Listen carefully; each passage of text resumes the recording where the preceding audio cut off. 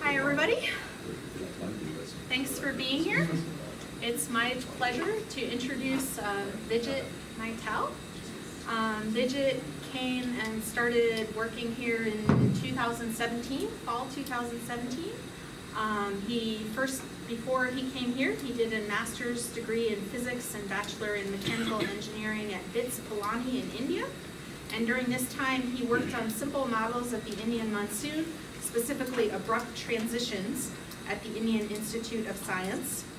And the model equations there were based on moist static energy budgets, column moist static energy budgets for the models that he was looking at for models of the Indian monsoon. And so he came here and I tried to convince him to keep looking at column integrated moist static energy budgets. And he took this dynamical system perspective to them and has done some interesting work. And Vijit, in terms of his free time, I know he plays and performs music with an Indian music ensemble. And it's my pleasure to introduce him. Thank you, Larissa. Thank you for coming, everyone.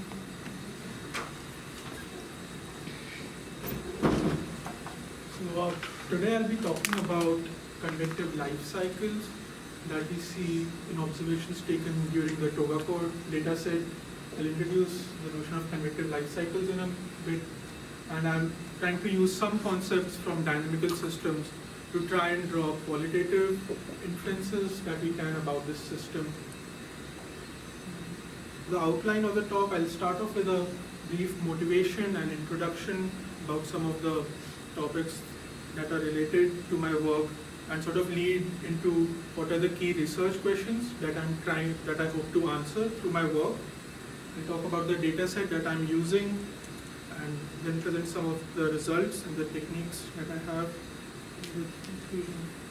So starting off with talking about convection in the tropics. Convection in the tropics is closely related to the large-scale circulation. There are strong interactions between the two, and it is an active area of research. Previous studies have tried to look at these interactions, study these interactions, whether it be the Gill model, which tries to model the atmospheric response to convective heating associated with convection, or the diagram which shows the large-scale circulation features surrounding a NGO active convective phase. In all these interactions, moisture is known to play a key role in determining what happens in the system, and through my work I also try to expand or looking at how moisture is able to influence these systems. One way to study these kind of interactions is by looking at energy budgets. So we have energy budgets for dry static energy, which is just a sum of internal energy and potential energy, and we have moisture budgets, which can be a starting point when trying to look at these interactions. But the problem we run into is that to the first order, there's a balance between the precipitation term and the advective term. So here, these quantities refer to the advection term, advection of energy, advection of moisture, and other term which sort of relates my large-scale circulation to convection. I have the time derivatives. The other terms here, QR is related to the net radiative effect. LP is associated with precipitation, which is sensible heat. LE is evaporative fluxes in the column. So yeah, so as I said, the problem we run into is that there is a dominant balance between precipitation and advection term in these two equations. What that does essentially is that it makes it difficult to sort of study what is happening to these other terms because they become very small. In this plot here, I've just tried to show that balance here. On the left, in blue I have the dry static energy advection term, and in red dashed lines, I hope, which is clearly visible, it is the precipitation term, and so they match quite closely. Same for the moisture equation, where moisture advection is related to the precipitation term, and so that essentially makes it difficult to study the time tendency. how we can get around this is by adding the two equations. That cancels out the precipitation term and leaves us with this energy budget of moist static energy, where H denoting moist static energy is a sum of dry static energy and moisture. So I have the advection term. On the right hand side I have the radiative effects, and S includes my latent heat and sensible heat fluxes. And so this is the energy budget which I would be using for my studies. A couple of things about this energy budget. One is, in the tropics, when we consider the weak temperature gradient approximation, we can think of changes in moist static energy as changes in moisture. This is so because weak temperature gradient tells us that horizontal temperature gradients are not able to sustain themselves in the tropics owing to the large Rossby radius of deformation. So essentially convection flattens out any temperature gradients in the region. And so all changes in moist static energy are essentially coming from changes in moisture. Another thing that we know is that precipitation to the first order can be modeled as being proportional to column moisture. And so that allows us to sort of think of changes, this time tendency of moist static energy is similar to time tendency of precipitation. So we can think of how is precipitation changing in time, or how is moisture changing in time using this energy budget, but we are not using the precipitation term explicitly. Regarding the advection term, a common practice is to decompose it into a horizontal and vertical advection parts. Your horizontal advection is associated with the horizontal wind structure that might be there in the region. Vertical advection is more closely associated with the overturning kind of circulation that you expect when convection is happening in the system. These two terms are very important in trying to determine how my system evolves, and it is an active area of research to study what is the exact role of horizontal and vertical advection and how it influences this energy budget. To give you a brief example of what kind of complexities are there, we have observed natural variations in vertical motion profiles observed in the region, and so a vertical motion profile can be bottom heavy or it could be top heavy. This has different implications when it comes to talking about the energy budget itself. So if we think of moist static energy profiles and couple them with the vertical motion profile that we are observing, a bottom heavy vertical motion profile would tell me that convergence is happening primarily in the lower troposphere, which is more rich in moist static energy, has higher moist static energy here, and divergence is happening in the atmosphere where moist static energy is less. So overall, there is a net import of moist static energy associated with a bottom heavy vertical motion profile, compared to a top heavy vertical motion profile where convergence happens in regions with lesser moist static energy, and divergence is happening in regions with higher moist static energy. So there is a net export of moist static energy by the system. So these advective terms, they can be playing different roles during convection, and so it is of interest to sort of study what exactly are the advective terms doing.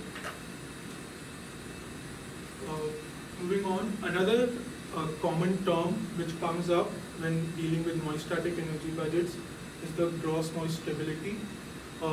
It's a parameter which essentially defines the efficiency of moist static energy export per unit intensity of convection.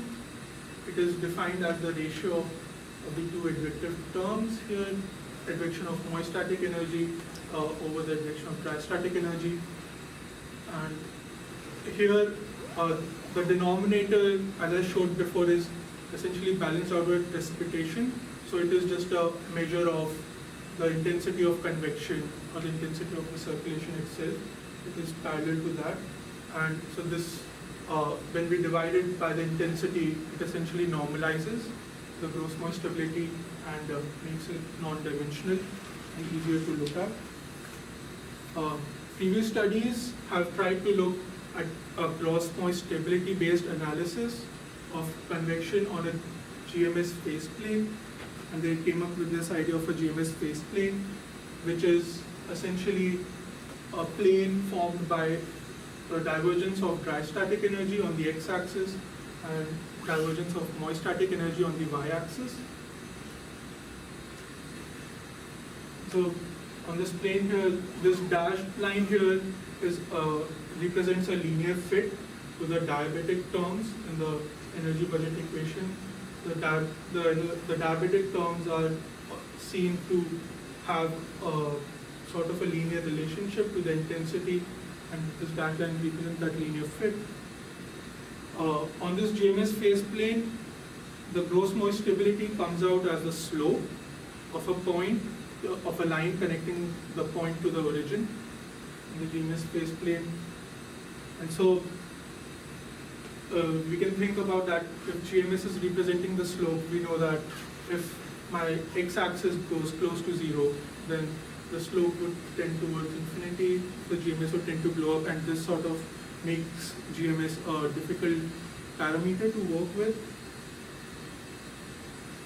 Why is GMS phase plane effective way? That is because from observations it has been seen that data for tropical convection often comes up as these convective life cycles on the GMS phase plane. And so essentially we can see that if we plot, like in this plot here, it is shown that a convection, all the different points here, they sort of try to go in an oscillation like this on the GMS phase plane, and they are essentially oscillating about some central point here. And these oscillations are so interesting to look at because we are able to see different phases associated with strengthening and weakening of precipitation in this cycle.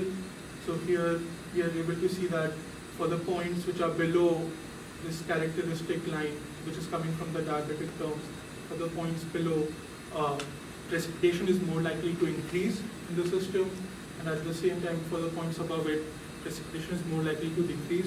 So over one cycle of convection, you're essentially going through a strengthening phase and the weakening phase, and that cycle is repeated.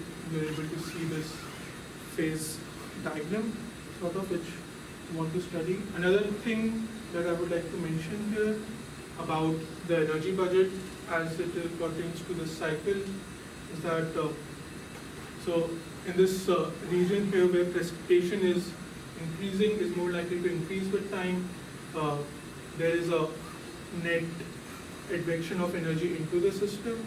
So convergence of energy would mean that this term is negative, it has a negative term, so this becomes positive, and that has an effect of increasing precipitation. For this phase transition diagram, how are the vectors determined? How do you determine the velocity in that? So these are sort of determined from, so we have different points here, and we take the time derivative of between the different states, and they are averaged over a bin on this phase plane. So you take a bin of, I think in the study it was a 100 by 100 watts per square meter bin, and essentially those velocities are averaged over that bin and represent this one vector here. It's satellite data. Yeah. Based on satellite data, okay. Yeah. Yeah, this is coming from satellite data set. Can you estimate whether that's a cyclic orbit or one that's slowly contracting? So from This what is, it is more like an elliptical orbit, and they can be of different sizes. So, but from what I've seen in the study, they show that there can be multiple cycles which are of different sizes, but there's no change in radius or contraction as such in one particular cycle. Well, there can be changes in the cycle, right? This is just climatological data. So on the long term, there's no trends. On the long term, the cycles aren't getting bigger or smaller. Okay. But you could look at an MJO development as smaller cycles and then larger cycles. Or, yeah. Perhaps you're going to interpret The 4 different quadrants as we go around? Yeah. Okay, I'll Yeah.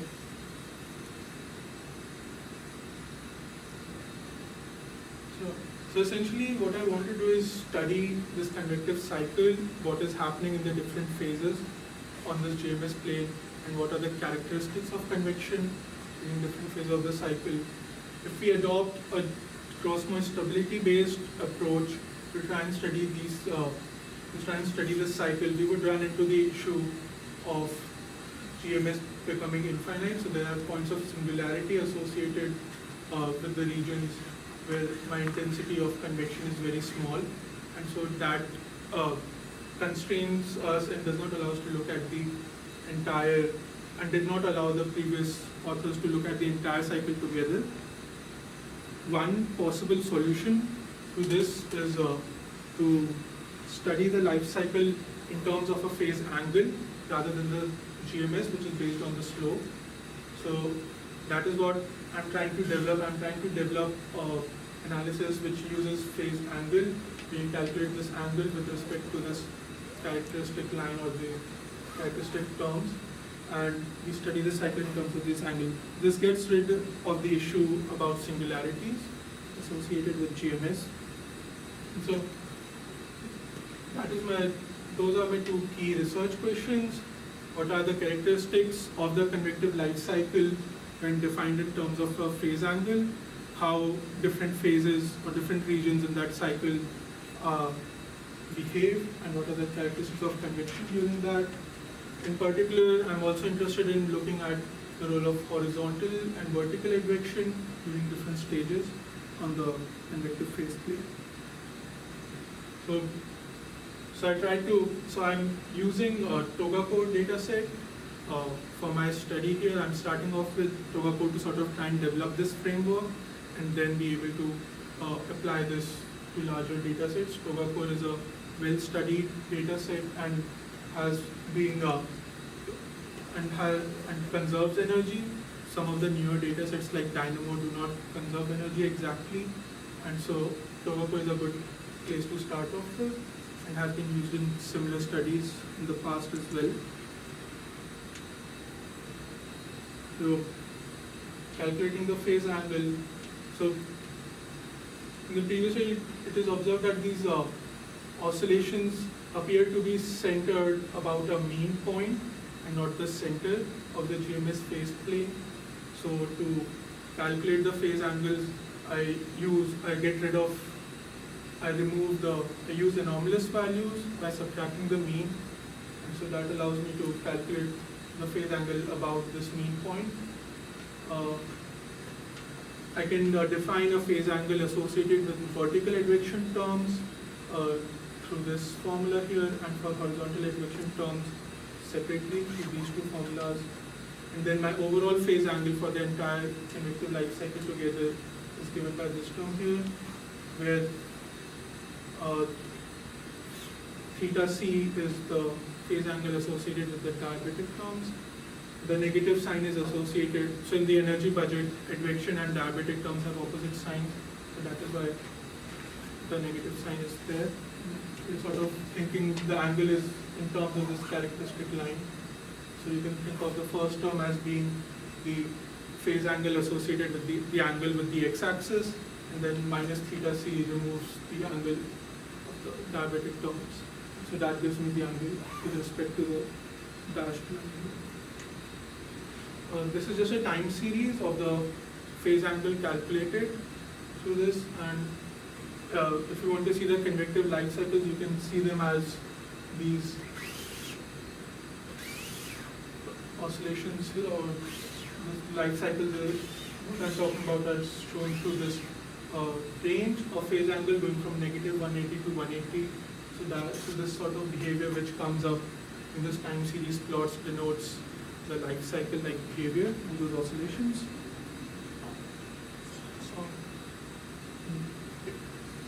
So about the phase angle, so the way I'm calculating it is such that negative values of the phase angle are associated with that strengthening of precipitation phase. So that region below the characteristic line which has precipitation more likely to increase, that is represented by negative phase angles, and the weakening phase is represented by the positive phase angles. In terms of, if you want to think of it in terms of energy advection, negative phase angle represents convergence of energy in the system. Positive phase angles represent divergence of energy out of the system. So to further study the convective cycles, I can distribute my phase plane into 4 quadrants. So I'm sort of trying to study what happens in these 4 quadrants here. And so essentially here, quadrants 1 and 2 are associated with that weakening phase. Again, just trying to emphasize, regions above the characteristic line are associated with the weakening phase. Quadrants 3 and 4 are associated with the strengthening phase. What divides 3 from 4 and 1 from 2? I can see that the... So that is 0 to 90. So I'm using a traditional approach also. Oh, from that line, okay, Yeah. I see. So it does not have a physical exclusion as such. I'm just using Just the 0 to angle, 90 okay. right angles. So I'm using this kind of plot to study the characteristics of phase angle. What this plot is essentially, it plots the angle associated with vertical, horizontal, and the diabatic terms as a function of bend values of phase angle. What that means is that I can think of phase angle as being my location on the phase plane, and so when I plot, so this represents a range of motion on the phase plane, and I'm averaging the variables that I'm interested in looking at over certain regions on the phase plane. So they're determined by the bins. I use bins based on the percentile, on a percentile basis, so they're not equally spaced. So essentially this tells you how a particular variable is behaving in a specific region of the cycle.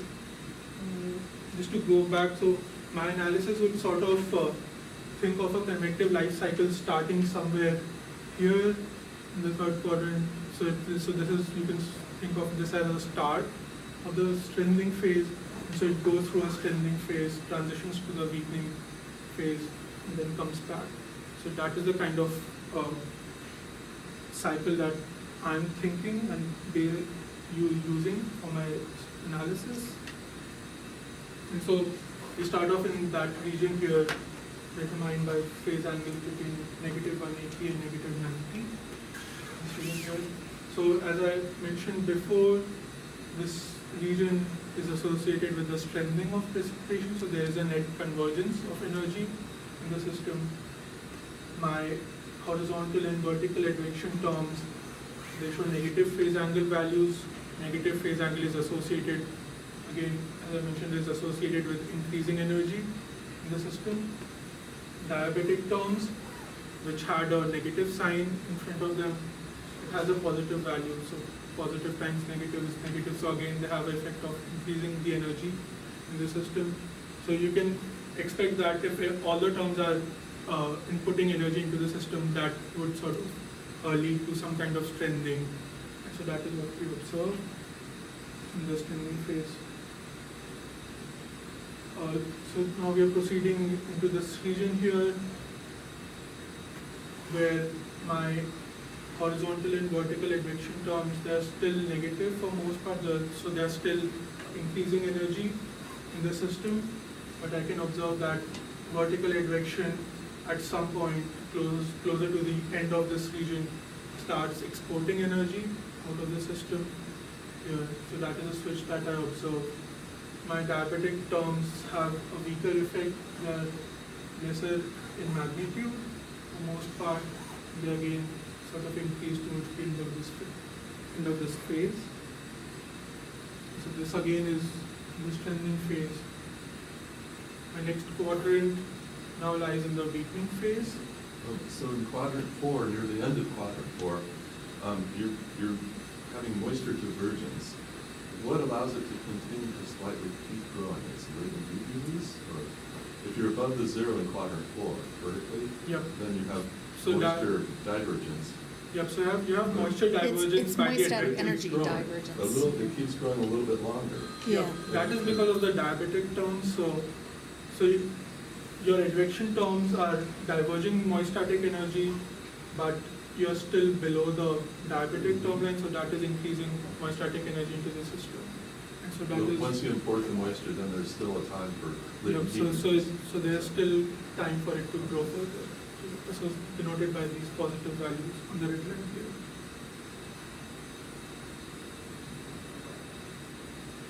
So for the next quadrant, now the system transitions to the weakening phase. So here, the diabatic terms can be noted to still be increasing, importing energy into the system, but now advection terms are taking energy, are diverging energy out from the system, and that sort of begins this weakening phase, and the system becomes more drier as time progresses. Eventually, as I proceed further into the weakening phase, my divergence term, my diabatic terms are still increasing energy, but eventually horizontal and vertical advection terms, they start converging energy into the system, and that sort of happens close to the end here, which would then initiate the next cycle. And so you can think of this cycle sort of repeating itself. And so to look at time evolution of this system, so in these plots, there is an implicit dependence on time. We know that with time we are sort of moving in this direction, but that is not explicitly shown in these plots. One way to study it explicitly is what I'm using as phase portraits. So phase portraits are a graph which plots the derivative of a variable as a function of the variable itself. So the derivative on the y-axis, variable itself on the x-axis. What that kind of plot essentially tells you is whether the variable is increasing or decreasing at a particular value. There can be regions where it is equal to, where the derivative is equal to 0. So your variable would stay at that point and would not move because the variable, your derivative is 0. If there is any perturbation to the system about that point, the system can either move away from that state or move towards it, and that depends on the slope on the phase portrait. And so the first case here with the positive slope, if I think of being here at this point and I'm shifted a little bit to the right, my derivative becomes positive, and so the variable will tend to increase in time and go away from this point. Similarly on the left it keeps continuing moving towards the left. So that is my unstable stationary point, which is similar to unstable equilibrium, where you move away from the equilibrium position in case of any perturbation. A negatively sloped line represents a stable kind of quality to the system, where if there is any perturbation, you will be pushed back towards that stationary point. This is similar to a stable equilibrium. And so what I do is I make similar plots, but now plotting the derivative itself on the y-axis as a function of bit values of phase angle. So try to look at the derivative itself to study what is happening to the time evolution of the system. So here I have plotted the time tendency of the overall phase angle. So my state variable that I'm defining, I'm plotting the time tendency of that. You can observe that it is positive throughout the life cycle, and so that just sort of again tells you that the phase angle keeps on increasing and the system is sort of going through that motion of being in the life cycle itself. It does not sort of stop or try to stick to one point. We do observe regions here where the derivative is very small and closer to 0. So these are the two regions where the system becomes more sluggish, and so you would expect that during a life cycle, if you're starting, as you approach these points, the system evolves more slowly. It would stay in this region for a longer duration of time before eventually moving out and going to the other region. These 2 points are associated with the stable stationary point being introduced in the system due to the influence of diabatic terms. So in the diabatic terms, we observe 2 stationary points closer to the -180 phase angle and 0 phase angle. My diabetic terms show an influence of introducing the stable behavior around these 2 regions. This negative slope here would tell you that the diabetic terms try to attract all possible states of the system in this region towards the -180 phase, towards the stable point near the -180 phase angle, and this unstable phase here means that all the points in this region will be attracted towards this point, and all the points here would be attracted towards the point here, which is this. So you can see that my diabetic term is trying to attract the system towards these 2 points, with the drier, the -180 phase angle stable point having a larger basin of attraction compared to the other point. What are my advective terms doing at this part? For my advective terms, I can see that this positive time derivative here would mean that it is that the vertical advection term is trying to take the system away from this -180 phase. So advective terms are acting against the diabetic terms by taking it away. Similarly here around this point, the derivative is again positive to the right. So it is again trying to push it out of this region. We can also observe that vertical advection introduces a stable point in the phase space somewhere close to the transition zone in the weakening phase. This here for small negative values of phase angle, there is a stable point being introduced by vertical advection. This point corresponds with the region where vertical advection switches to exporting energy in the system rather than importing energy. So you can think of the circulation where all other terms are importing energy. Now vertical advection starts exporting energy, and so that sort of gives a stability effect to the system. So this stable state is associated with that. Furthermore, just going back to one of the notions that I introduced about bottom heavy and top heavy profiles, this transition of change in energy export by vertical advection can be linked to a transition from a bottom heavy motion profile to a top heavy vertical motion profile. And so that is what we think may be happening here, and introduces this stable point here. The horizontal advection also acts in a similar way, where it is acting, it has positive values, and it tries to take the system away from the stable regions which were introduced by the diabetic term. And then it again has, it introduces a stable point of its own in the region where it switches its effect from importing energy to exporting energy. So again, it introduces a stable effect there. And for horizontal advection, we also see something which happens in the middle of the strengthening phase, which I'm not very sure about what it is about. But the overall effect is that if we look at the overall system in this region, the system continues to move forward. So the other terms are dominating the tendency of horizontal advection here and keep the system going forward. So for going from one stable point to another, you have a slope for the phase angle density. If you pick maybe 10, can you translate that to a period of going from one corner to the other? Like how long it would take? Or do you have a lot of different time scales composited here?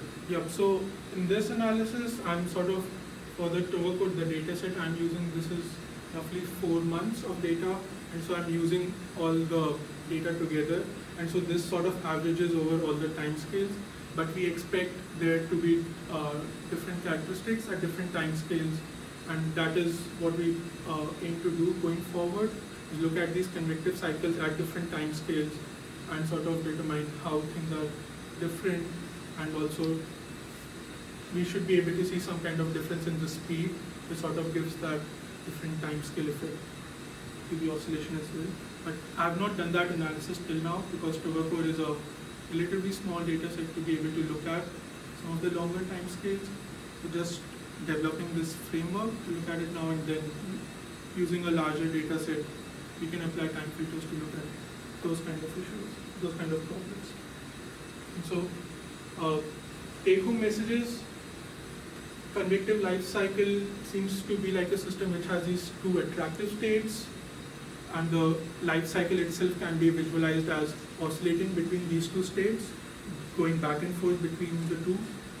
The diabatic term seems to attract the system towards these states, whereas the advective terms push the system away from these two states. And so there is an interplay between these two forces which determines how my cycle proceeds. Also, horizontal advection seems to be important in the transition of the system from strengthening to weakening phase of convection. And I'm saying this because vertical advection has this stable point in the strengthening phase here. And so vertical advection would sort of bring the system up to this point and try to ensure that system stays there. But the positive value, the derivative of horizontal advection, they sort of pull the system into the weakening phase here. And so I expect that horizontal advection plays a key role in that transition going from a strengthening to a weakening phase of convection. And so these are the characteristics that I've observed so far in this data set, and we want to look at larger data sets based on satellite data to be able to test whether these characteristics are robust at different time scales and over different regions. What makes these kind of results interesting is that there are other studies also which show some of these characteristics. For example, some of weak temperature gradient simulations have shown existence of equilibrium conditions as well in their simulations, with one being in the convecting region and one being in the dry region, as we are seeing here. Role of horizontal advection is known to be related to convective organization mechanisms, particularly MJO propagation. Other systems which exhibit these two equilibrium state kind of condition, one of which is a chaotic pendulum. These systems have shown that they can show a different range of responses which range from periodic to chaotic. And so essentially, in those systems, as you regulate for certain regimes of these controlling factors, for certain values, you can define these different domains under which you get different kinds of response. And so, and that is same with a convective system where you can see convection showing different characteristics. And we expect the organized convective phases like convectively coupled waves or MJO to be associated with more of a periodic response in these oscillations, and the chaotic oscillations could be expected to be contributing to the natural variability in convective systems, I think. And so I think this kind of approach can be used to sort of study some of these phenomena. Yep. I would like to acknowledge Professor Bhatt for giving me this opportunity, being patient with me as I work through some of these things, and for advising me on this project. We have been supported by an NSF grant. I would also like to acknowledge back research group, specifically Miguel and Zach, for the discussions and the support as I pursued this research.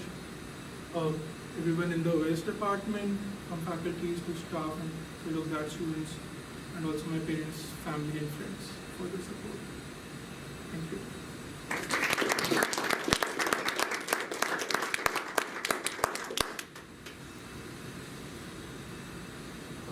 So these nice elliptical diagrams remind me of other disciplines where they talk about hysteresis, such as the AMOC has two states, remoting cycles, turning on and off the ocean overturning. Is it possible to consider your results in terms of the Carnot cycle and energy extracted per cycle or anything like that? I'm not sure. So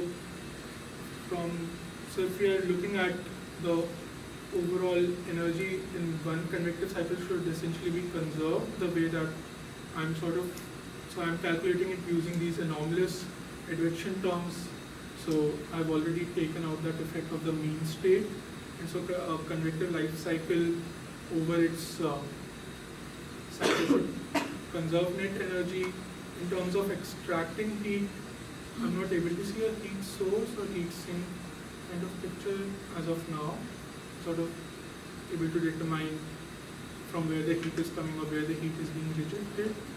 But it could possibly just be a balance of these two terms, where you have these diabatic terms which are inputting energy, reduction terms are then sort of responding to the energy.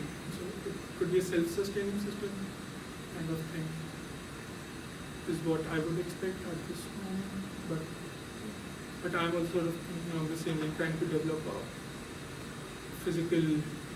simpler physical insight to think about these life cycles. You said you could use these results to work with satellite data, correct?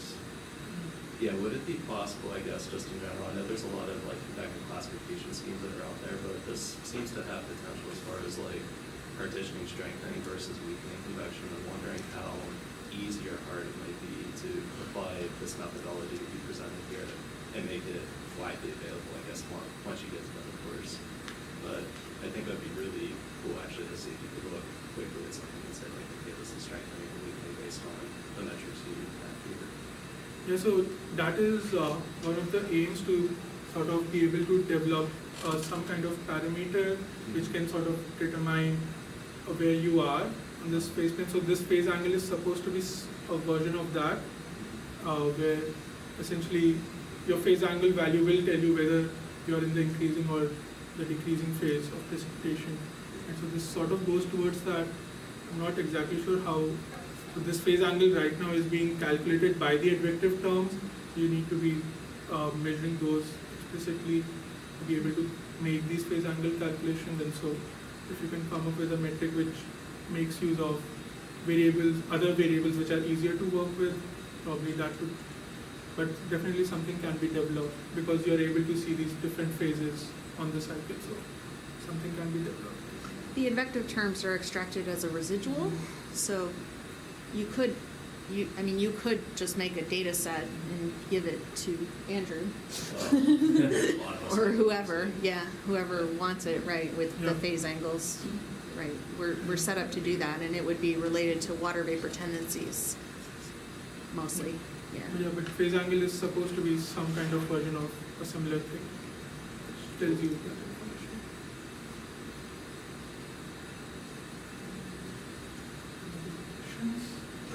Are you interested in the diurnal cycle, or is that somebody already studied that? So we have removed the diurnal cycle from this data set. That is primarily because we know that temperature gradients are primarily coming from the diurnal cycle. So we removed that because under weak temperature gradient approximation, temperature gradients are essentially evened out on any time scale larger than the diurnal cycle itself. And so this does not include the diurnal cycle. With the diurnal cycle, I guess temperature gradients would come into the picture, and I'm not sure how that would influence the system. Temperature variations, probably more than temperature gradients. The tendency term in the dry static energy budget becomes important in the diurnal cycle. So that would change so the moist static energy budget that I'm using when I'm thinking of changes in moisture as changes in moist static energy, that balance would probably change when I'm looking at time scales of diurnal cycle. Yeah, you could see that in your plots that you made of the dry static energy budget and the moisture budget. You could see that the diurnal cycle, that balance, those dominant balances didn't hold. Yeah, sorry. Can this or does this explain propagation of convective regions from one place to another? So I think I'm not very sure how that exactly shows, but the expectation is that this should be some way related to that. Specifically, when we're looking at horizontal advection, you know that horizontal advection is sort of like talking about the MJO. There's a study which talks about how horizontal advection is seen to dry the region to the west of MJO phase, and that sort of drives it to the east. And that kind of mechanism is being studied, and I expect some of these results should be related to it. How we can explicitly use this kind of study to do that, I'm not really clear yet.